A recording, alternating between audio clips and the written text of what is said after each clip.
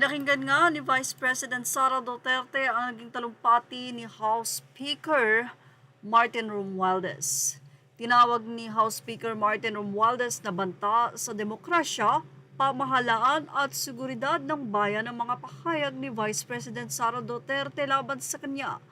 Matatanda ang sinabi ng bise na nangontrata umano siya ng tauhan para patayin sina Romualdez, Pres Bongbong Marcos at First Lady Liza Araneta Marcos. Pinabulaanan din ng House Speaker ang akusasyong sisinaan niya si Duterte para sa umano'y pagtakbo niya sa 2028 elections. Iginiit din ni Romualdez na karapatan ng taong bayan na malaman kung paano ginagasta ang mga pondo. Marami naman mga netizen ang sobrang kinikilabutan sa sinasabing ito ni Romualdez.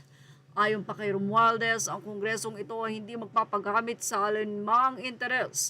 Maliban sa interes ng sambayanan, ang tama ipaglaban, ang mali itama.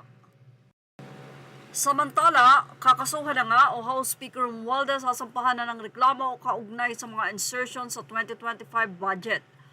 Yes, bubueltahan na nga rin itong si Romualdez sa mga ginawa nilang blanco para sa BICAM, kung saan narito nga po ang paliwanag. At mula nga sa dalawang prosecutors naman ng Kamara, walang nangyaring suhulan sa impeachment kung saan ay may mga nagsasabi na binayaran ng mga congressman. Pero syempre, sabi nga ng mga netizen, sino ba naman ang aamin dyan? But anyway, narito naman ang naging mensahe ng mga magkakaso kay Romualdez.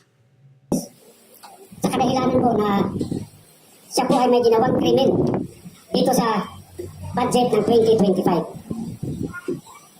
Malaking halaga po yung ipinasok nila na hindi po inaprubahan ng Kongreso. Hindi po ito ang napagkasunduan sa Bicameral Committee at nagulat na lang kami lahat nung makita namin kung bakit yung pong in-email sa amin na Bicam report, may mga blanco po rito.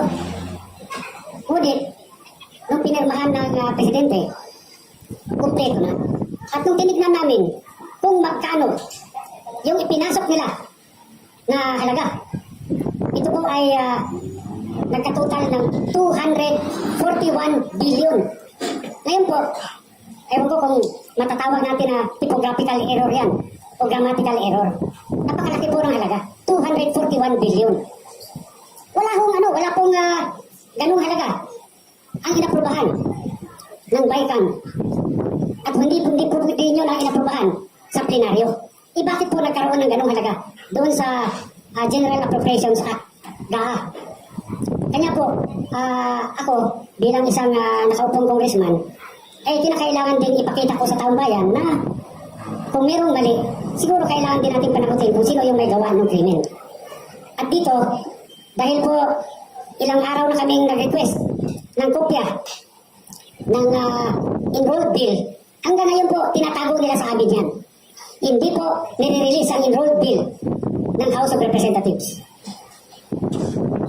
Ako nagpapasalamat sa lahat na kayo po ay nandito ngayon at upang malaman po, tulungan nyo kami para malaman ng sambayanan kung ano pong mga kalukuhan na ginagawa dyan sa Kongreso.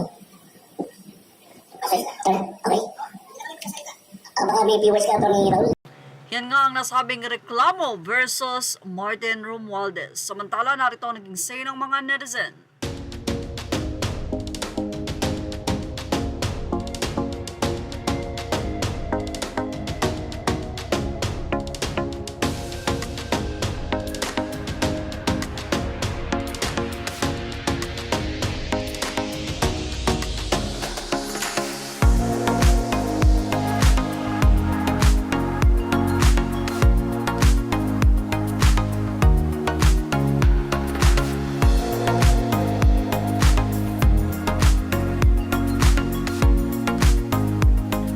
At yan ang ating showbiz now update. Thank you for watching. Images are all credit to the rightful owners. Please like, share, and subscribe.